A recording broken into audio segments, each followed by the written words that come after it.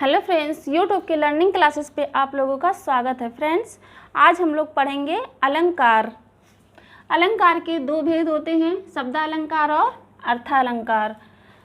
शब्दालंकार के अंतर्गत अनुप्रास अलंकार, यमक, श्लेष, वक्रोक्त, विवक्षा, पुनरुक्त आदि अलंकार आते हैं। अर्थालंकार के अंतर्गत उपमा, रूपक, उत्प्रेक्षा, अतिशयोक्त आदि अलंकार आते हैं। अनुप्रास अलंकार में क्या होता है, जहाँ पे वर्णों की आवृत्ति दो या दो से अधिक बार हुई होती है वहाँ पे अनुप्रास अलंकार होती है। जैसे इसका एग्जाम्पल है पीपर पात सरस मन डोला। अनुप्रास पीपर पात सरस मन डोला। यहाँ पे पा अक्षर की आवृत्ति दो बार हुई है, इसलिए यहाँ पे कौन सा अलंकार होगा, अनुप्रास अलंकार। यमक अलंकार में क्या होता है, यमक अलंकार में एक ही शब्द दो या दो से अधिक बार यूज हुए होते हैं, वहाँ पे यमक अलंकार होता है। कौन सा अलंकार होता है, यमक अलंकार। यमक अलंकार में कौन सा उदाहरण आता है, कनक कनकते 100 गुनी मादकता अधिकाय, या खाए बौराए जग या पाए बौराए। उसमें कनक कनक दो बार यूज हुआ है। एक बार कनक का अर्थ होता है धतूरा और एक बार कनक का अर्थ होता है सोना। तो यमक अलंकार में क्या होता है, जहाँ पे एक ही वर्ण दो या दो से अधिक बार आए, लेकिन अर्थ इसके अनेक होते हैं, दो या दो से अधिक बार आए, वहाँ पे यमक अलंकार होता है। श्लेष अलंकार क्या होता है, श्लेष अलंकार में एक ही शब्द के कई अर्थ होते हैं। जैसे वृषभानुजा वे हलधर के वीर। वृषभानुजा श्लेष अलंकार में हम देख लेते हैं। श्लेष अलंकार में एक ही शब्द के अनेक अर्थ होते हैं, एक ही शब्द के अनेक अर्थ होते हैं।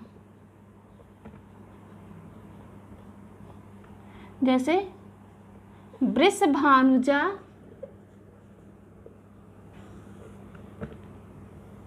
वे हलधर के वीर। वृषभानुजा का अर्थ क्या होता है, बैल की बहन, और वृषभानुजा मतलब होता है एक राधा। यहाँ पे दो अर्थ निकलते हैं। जैसे और भी एग्जाम्पल्स श्लेष के, चरण धरत चिंता करत, चितवत चारहु ओर, सुबरन को खोजत फिरत, कब व्यभिचारी चोर। सुबरन का भी कई सारे अर्थ होते हैं। सुबरन का कौन कौन सा, जैसे हम पहले क्या लिख लेते हैं, चरण धरत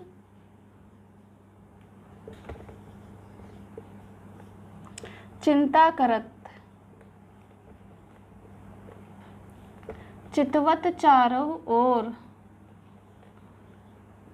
चारहु ओर, सुबरन को खोजत फिरत, सुबरन को खोजत फिरत,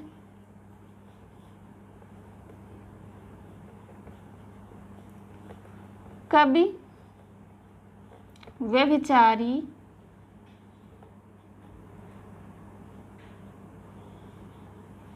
चोर। यहाँ पे सुबरन के कई अर्थ हैं। सुबरन का अर्थ होता है कवि। कवि के लिए सुबरन का अर्थ क्या होता है, सुवर्ण। क्या होता है इसका, कवि के लिए सुवर्ण मतलब सुंदर वर्ण। कवि हमेशा अपने लेख में, अपनी रचनाओं में सुंदर वर्ण खोजता है लिखने के लिए। और व्यभिचारी के लिए सुवर्ण का मतलब होता है सुंदर स्त्री। व्यभिचारी के लिए क्या होता है, सुंदर स्त्री। और चोर के लिए सुवर्ण का अर्थ होता है स्वर्ण। क्या होता है? स्वर्ण। इसी तरह से वक्रोक्त अलंकार हैं वीप्सा और पुनरुक्त। अब हम अर्थालंकार में देखेंगे।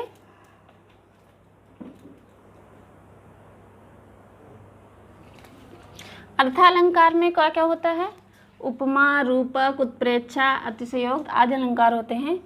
इसमें ज़्यादा इम्पोर्टेंट अनुप्रास, यमक और श्लेष होता है, तो इसे हमें जानना ज़्यादा ज़रूरी है।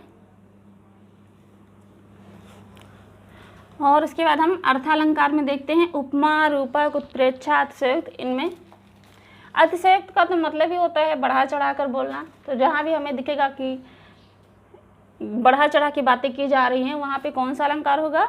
अतिशयोक्त अलंकार होगा। उपमा अलंकार में क्या होता है? उपमा अलंकार में क्या होता है? जहाँ पे उपमेय की उपमान से तुलना की जाए, उपमेय की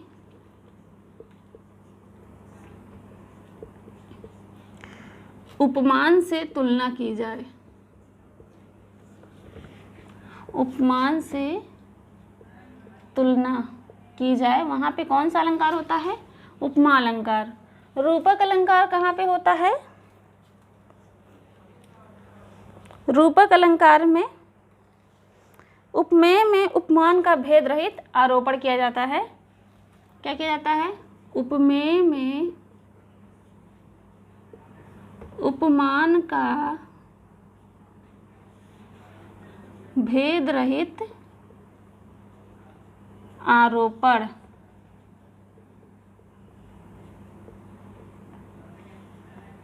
उत्प्रेक्षा में क्या किया जाता है? उत्प्रेक्षा में संभावना होती है, जैसे जन जानो मन मानो, अगर ये वर्ड आएंगे तो उत्प्रेक्षा अलंकार होगा वहाँ पे। अतिशयोक्त का तो मतलब ही होता है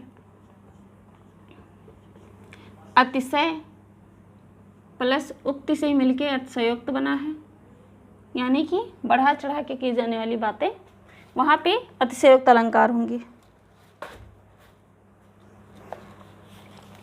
अब हम उपमा में कुछ उदाहरण देख लेते हैं। उपमा अलंकार में, उपमा अलंकार में क्या होता है? उपमेय की उपमान से तुलना की जाती है, जैसे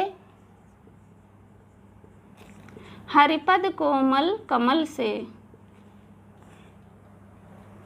हरिपद कोमल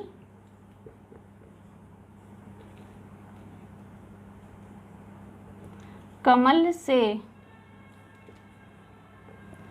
यहाँ पे हरि के पैर का तुलना किया जा रहा है किससे?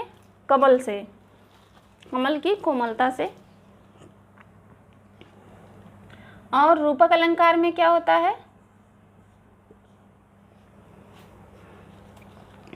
तो जहाँ पे भी हमें पता चले इसमें वाचक भी होता है, से, सा, ये सब वाचक भी होते हैं, वहाँ पे क्या होता है? उपमा अलंकार।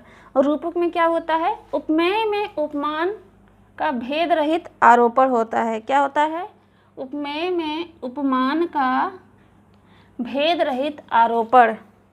जैसे मैया मैं तो चंद्र खिलौना लई हूँ, मैया मैं तो चंद्र खिलौना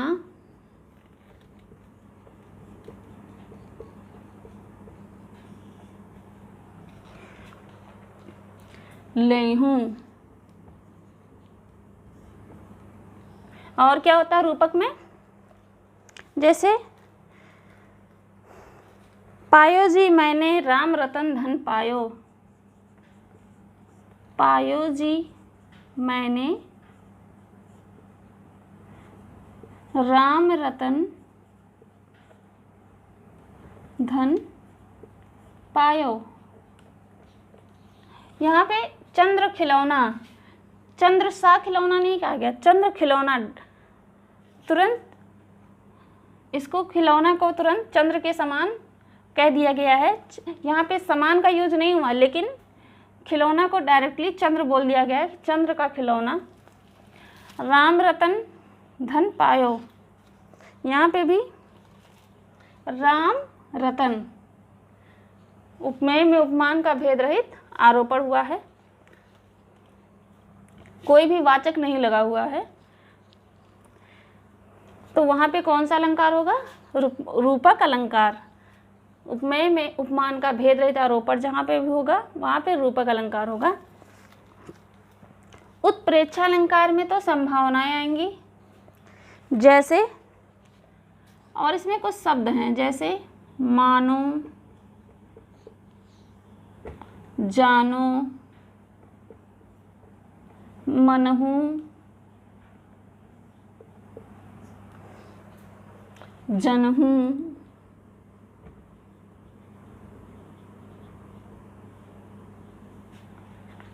मनो, जनो, संभावनाएं जहाँ पे व्यक्त की जाए वहाँ पे कौन सा अलंकार होगा? उत्प्रेक्षा अलंकार। जैसे उत्प्रेक्षा अलंकार में हम उदाहरण देख लेते हैं। उत्प्रेक्षा में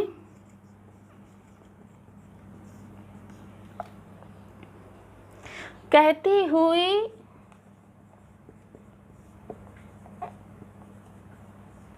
यूं उत्तरा के, कहती हुई यूं उत्तरा के नेत्र जल से भर गए, नेत्र जल से भर गए,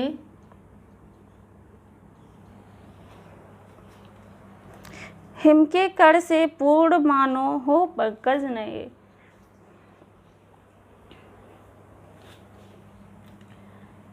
हिम के कण से पूर्ण मानो